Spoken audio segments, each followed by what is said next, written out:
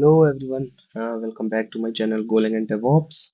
So today topic is important functions in eco framework. देखो हमने पिछले वीडियो में कोड किया, that's good, but हमें जो functions हमने यूज किए और जो फंक्शन नहीं यूज किए और some sort of important functions जो हमें पता होना चाहिए इको फ्रेमवर्क को यूज करने से पहले, ठीक है। मीन्स जब भी हम किसी भी चीज के बारे में आगे काम करेंगे या इको फ्रेमवर्क में उसको बिल्ड करेंगे तो हमें उसके जो मेन फंक्शंस है ना वो पता होना चाहिए। वो इसलिए क्योंकि जब मैं आगे प्रोजेक्ट्स बनवाऊंगा या थोड़ा अपर लेवल पे जाएंगे तो मैं यार देखो हर चीज छोटे छोटे function like c dot bind and इन सब चीजों के बारे में नहीं बताऊंगा आपको ना। एक्चुअली मैं सीधे इंटीग्रेट करूंगा उनको।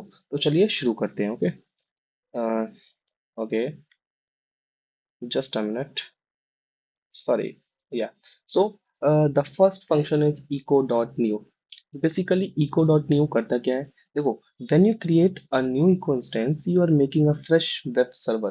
This server is used to add routes and middleware, okay, and start the server so it can listen and respond to requests. ये चीज हम पिछले वीडियो में यूज कर चुके हैं, लेकिन इस वीडियो में फिर से इसलिए समझा रहा हूँ क्योंकि इंपॉर्टेंट है। ठीक है, तो इको डॉट न्यू क्या करता है? जब भी हमें अपना एक फ्रेश इंस्टेंस क्रिएट करना है अपने प्रोजेक्ट का on some sort of particular port, तब हम यूज करते हैं echo dot new. Okay, now the next function, C E dot start TLS. हमने पिछले वीडियो में क्या पढ़ा था? स्टार्ट।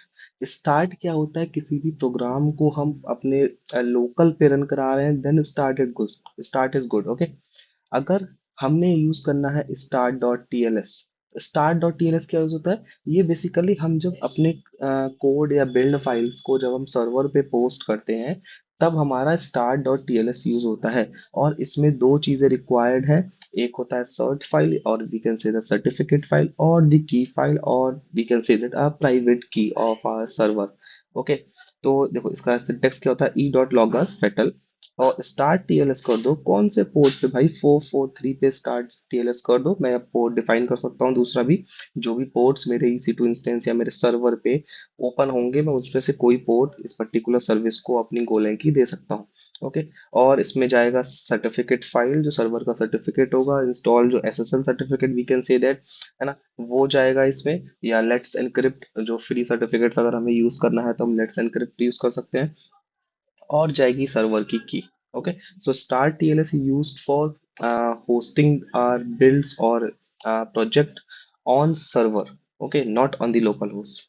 Now it's start. ये हम पिछली वीडियो में पढ़ चुके हैं कि अगर हमें लोकल पे रन करना है तो हम स्टार्ट ई डॉट स्टार्ट या इको डॉट स्टार्ट को यूज कर सकते हैं और अपना जो पोर्ट होगा वो यहाँ पे प्रोवाइड कर सकते हैं। Okay, now E dot shut down like echo dot shut down, ये क्या करता है? बेसिकली ये जो आपका पर्टिकुलर सर्वर होगा उसको ग्रेसफुली स्टॉप कर देगा और तब तब स्टॉप करेगा जब आपकी सारी सर्विसेज डाउन हो जाएंगी। मींस ये जो सर्विसेज डाउन वाला कॉन्सेप्ट है ये हमें हैंडल करना है। तो हम यहाँ पे क्या कर सकते हैं? यहाँ पे एक टाइमर लगा सकते हैं, लाइक 10 सेकंड का एक टाइमर लगा देंगे, sleep dot time dot second into 10। Okay, तो ये चीज हमारी रिस्पॉन्सिबिलिटी है कि ग्रेसफुली जब हम सर्वर को स्टॉप कर रहे हैं उससे पहले हमारी सारी रिक्वेस्ट लाइक सक्सेसफुली फिनिश हो चुकी हो। ओके, तो उसके लिए हम यूज करते हैं ई dot shut down. Now the routing function, हमने गेट पोस्ट पोर्ट और डिलीट पढ़ लिया था, पैच भी पढ़ लिया था। हमारा ई डॉट ऑप्शन रह गया है, वो मैं आपको एक गॉम वाली वीडियो में पढ़ा दूंगा। ओके, राउटिंग फंक्शन में आगे आता है ई डॉट एनी। देखो मोस्ट इंपॉर्टेंट है, ई डॉट एनी क्यों यूज करते हैं हम? बेसिकली मान लो हमें हमने एक ग्रुप बना लिया है, ग्रुप नहीं कहता हूँ, एक राउट है हमारा यूजर जो हमने पिछली वीडियो में देखा था, है ना। हम उससे डिलीट भी कर रहे थे, गेट भी कर रहे थे, पोस्ट भी कर रहे थे, पुट भी कर रहे थे और पैच भी कर रहे थे, बट हमारा राउट जो एंड पॉइंट था वो यूजर्स ही था। तो उस केस में मैं भाई मेथड डिफाइन क्यों करूंगा? मेरे को जब पता है मेरा कोड कुछ ना कुछ तो डेटा लाके देगा ही। अगर मैंने ई डॉट गेट लिया है तो गेट का डेटा देगा। ठीक है, तो मैं उसकी जगह ई डॉट एनी यूज कर लूंगा, लाइक ई डॉट पोस्ट की जगह E dot any, E dot gate की जगह E dot any and so on. Okay, तो मैं एनी फंक्शन यूज करूंगा इको का, जो मेरे को ऑटोमेटिकली डिफाइन कर देगा अकॉर्डिंग टू माई डेटा कि भाई मैं कोई सा भी अगर मेरा यूजर स्लैश यूजर पे पोस्ट मैंने चूज किया और मैंने कोड में लिख रखा है e.any, तो बेसिकली जो मेरा कोड कर रहा होगा यूजर्स वाले पे वो ऑटोमेटिकली पुश कर देगा। ओके, देखो लिखा भी है मैंने, no matter what HTTP method you are using, okay this route will match, useful when you want the same handler for all the methods. ठीक है, तो हमने यहाँ पे दे रखा है। चलो नेक्स्ट चलते हैं। अब आता है ई डॉट ग्रुप।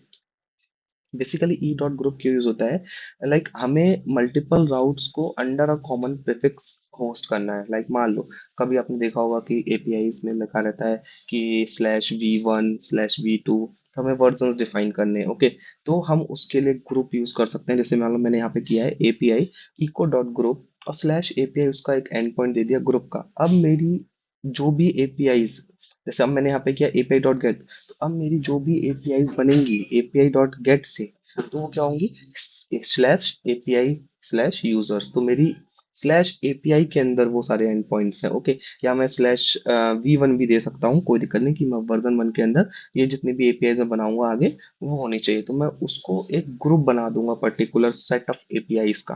ठीक है, that's for E dot group.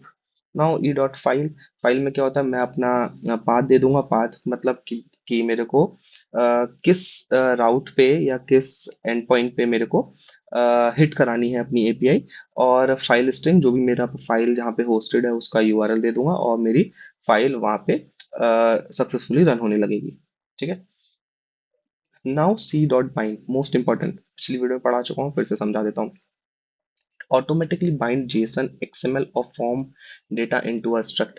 ये एक इनपुट लेता है या एक पेलोड लेता है, एड्रेस ऑफ स्ट्रक्ट, जो भी स्ट्रक्ट हमने बनाया होगा उसको एड लाइक का पेलोड वो लेगा। ठीक है, तो देखो क्या होता है बेसिकली, अब मैं आपको डिटेल में समझा देता हूँ। देखो मान लो यहाँ पे मैंने एक पोस्ट करना है यूजर, ठीक है, या गेट करना है मुझे यूजर, जो भी ले लीजिए। तो सबसे पहले जो रिटर्न है ना, रिटर्न किस में जाएगा, जो भी मेरा डेटा रिटर्न हो रहा है पहले जाएगा कंटेक्स्ट में। ठीक है, कंटेक्स्ट से जो मेरा सी, इको जो मैंने इको को मैंने स्टोर किया है सी में, देखो मैं यहाँ पे यूज कर रहा हूँ सी डॉट बाइंड। ठीक है, तो जो बाइंड फंक्शन होगा कंटेक्स्ट से डेटा उठाएगा, फिर मेरा जो स्ट्रक्चर मैंने बनाया है, जो स्ट्रक्ट बनाया है ये वाला, इसके अकॉर्डिंग जो कॉलम्स हैं, ये कॉलम्स है, ये तो मेरा स्ट्रक्चर है। ठीक है, जो टेबल से मैं डेटा मैच करेंगे वो ये दोनों करेंगे। ठीक है, तो सी डॉट बाइंड मेरे डेटा को इन कॉलम्स के अकॉर्डिंग फिल अप कर देगा या कन्वर्ट कर देगा according to the JSON, XML or whatever data I am providing. Okay, so the C dot bind function is used for that purpose. Okay, now E dot validate। अब मैं बहुत सारी चीजें करता हूँ कि यार मैं डेटाबेस से कर लेता हूँ कि भाई रिक्वायर्ड है, ये सब चीजें होनी ही चाहिए जब मैं डेटा पोस्ट कर रहा हूँ। बट मैं क्यों करूँ जब मेरा मैं ये चीज गोलैंग से ही हैंडल कर सकता हूँ। तो बेसिकली मैं यहाँ क्या कर रहा हूँ कि मैंने एक वैलिडेट प्रॉपर्टी ली स्ट्रक्ट की, और उसमें दे दिया रिक्वायर्ड, कि भाई ये रिक्वायर्ड है, और ये वैलिडेट रिक्वायर्ड क्या है, ईमेल रिक्वायर्ड है। तो मैं ये सारी चीजें ई डॉट वैलिडेट से यूज कर सकता हूँ। ठीक है, तो मैं यहाँ पे देखो एक कस्टम वैलिडेटर बनाना पड़ेगा मेरे को, इसकी validator dot validate property use होगी, और इसका एक पैकेज होता है वो हम कॉम में देखेंगे कैसे यूज करते हैं। ठीक, okay, just a minute. Okay, so thank you for watching this video. इतना ही था, ये मोस्ट इंपॉर्टेंट फंक्शंस हैं यार देखो इसके, और आपको ये मस्ट पता होने चाहिए मेरे अकॉर्डिंग। ठीक है, अगर आपको कोई और फंक्शन लगता है कि इको में वो आपको डिटेल में समझना है तो please comment in the comment box. Thank you for watching this video.